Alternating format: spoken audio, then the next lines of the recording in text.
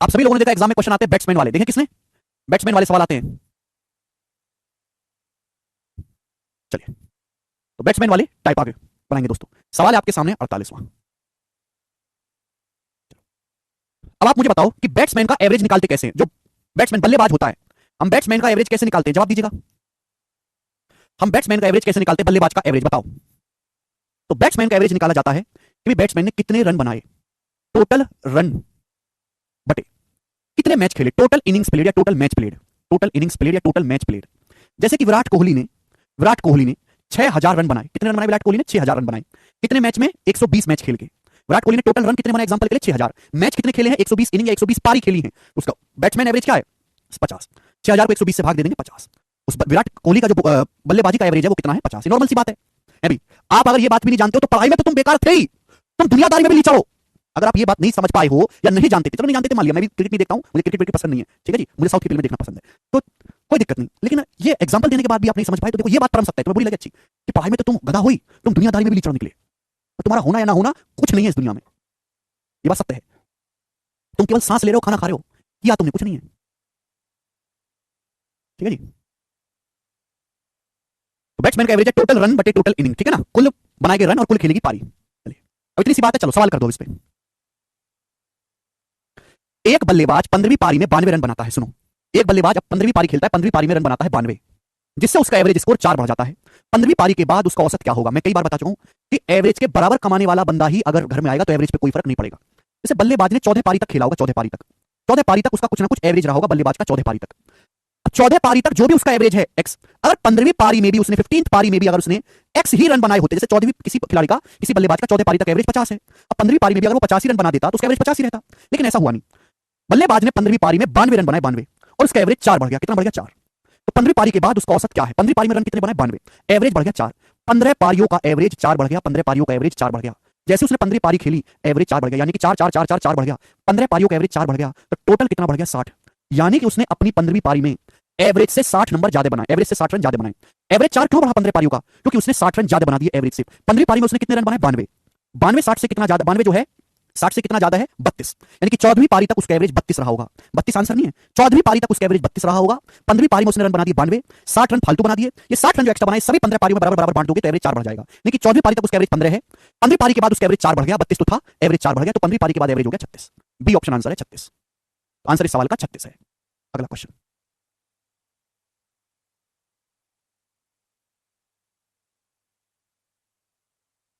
चलिए बनाए next question. खत्म है गोपाल, 10 क्वेश्चन और एवरेज में फिर चैप्टर समाप्त। एक बल्लेबाज 13वीं पारी में 96 रन बनाता है, बल्लेबाज 13वीं पारी में 96 रन बनाता है, इस प्रकार उसका एवरेज 3 बढ़ जाता है। 13वीं पारी के बाद उसका एवरेज क्या होगा? 13 पारियों के बाद देखो, बल्लेबाज का 12 पारी तक कुछ ना कुछ एवरेज रहा होगा। जैसे ही उसने 13 पारी खेली, 13वीं पारी में उसने रन बनाए 96 और उसका एवरेज 3 बढ़ गया। 13 पारियों का एवरेज 3 बढ़ गया, 3 3 3 3 3 बढ़ गया, यानी कि उसने एवरेज से कितने नंबर एक्स्ट्रा बना दिए? 39। उसने 39 रन एक्स्ट्रा बना दिए मेरे दोस्तों, यानी कि 13वीं पारी से पहले उसका एवरेज क्या रहा होगा? 96 माइनस 39, यानी कि मेरे दोस्तों 7 और 8 में से 57। तो 12वीं पारी तक उसका एवरेज 57 रहा होगा, 12वीं पारी तक पूछा। लेकिन 13वीं पारी के बाद, तो 13वीं पारी के बाद तो 3 बढ़ा ही है ना, 13वीं पारी के बाद उसका एवरेज है 60। डी ऑप्शन 60 बिल्कुल सही भाई, हर बालक समझ पाया है? आप बोलोगे हाँ जी सर बिल्कुल सही। नेक्स्ट क्वेश्चन, सवाल नंबर है, चलो सवाल नंबर 50 ऐसा ही है, बिल्कुल ऐसा ही, इसको खुद से ट्राई करेगा, थोड़ा सा वो है बस चेंज। ये बताओ सवाल नंबर 51 करेंगे बच्चों। 51 नंबर क्वेश्चन, एक क्रिकेटर के पास अपनी 64 पारियों के लिए एक निश्चित औसत रन था। एक क्रिकेटर का 64 पारियों तक कुछ जो है एवरेज है। 65 पारी में वह अपनी ओर से बिना किसी स्कोर बनाए हुए आउट हो गया, जिससे उसका एवरेज 2 रन कम हो गया। उसका नया औसत रन रेट क्या है? उसका न्यू एवरेज क्या है? देखो एक बल्लेबाज का 64 पारियों तक कुछ ना कुछ एवरेज है, 64 पारियों तक, लेकिन जैसे ही 65वीं पारी आई, 65वीं पारी में उसने बनाए 0 रन, 65वीं पारी में 0 पे हो गया बोल्ड, और उसका एवरेज 2 रन कम हो गया। तो एवरेज 2 रन कम हो गया, कितनी पारियों का कम हो गया? 65 पारियों का। 65 पारियों का एवरेज मेरे दोस्तों 2 कम हो गया, यानी कि उसने एवरेज से कितने रन कम बनाए हैं? 130। उसने एवरेज से 130 रन कम बनाए, 2 एवरेज कम हो गया, 2 2 2 2 2 2 कम करेंगे 65 पारियों में, तो टोटल कितना कम हो जाएगा? 130। यानी कि उसने एवरेज से 130 नंबर 130 रन कम बनाए, उसने रन कितने बनाए? 0। तो 65 पारियों तक 64 पारियों तक उसका जो एवरेज है वो 130 रहा होगा। 64 पारियों तक उसका एवरेज 130 रहा होगा। पूछा नया एवरेज, तो नया एवरेज 130 मत लगा देना, नया एवरेज तो 2 कम हो गया 65 पारियों के बाद 128। बी ऑप्शन 128, सिंपल सी बात है। आगे चलेंगे, ये बताएंगे 52 नंबर क्वेश्चन। 52 खुद से करेंगे, मैं आपको बताऊंगा 53। बनाओ जी। एक बल्लेबाज अपनी 26वीं, 27वीं, 28वीं और 29वीं पारी में कुल मिलाकर 556 रन बनाता है। एक बल्लेबाज अपनी 4 पारी खेलता है, 26वीं, 27वीं, 28वीं, 29वीं। चारों पारियों में कुल मिलाकर 556 रन बनाए, जिससे कि उसका एवरेज 3 रन बढ़ गया, 3 रन बढ़ गया। 29वें मैच के बाद औसत रन ज्ञात करो, 29वें मैच के बाद उसका एवरेज रन रेट बताओ, उसका एवरेज रन रेट क्या है। 4 पारी खेली, देखो 25 पारियों तक उसका कुछ ना कुछ एवरेज रहा होगा। 25 पारियों तक आप बोलोगे हाँ जी सर कुछ ना कुछ रहा होगा।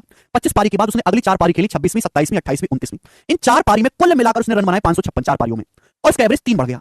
एवरेज स्कोर 3 बढ़ गया कितनी पारियों का?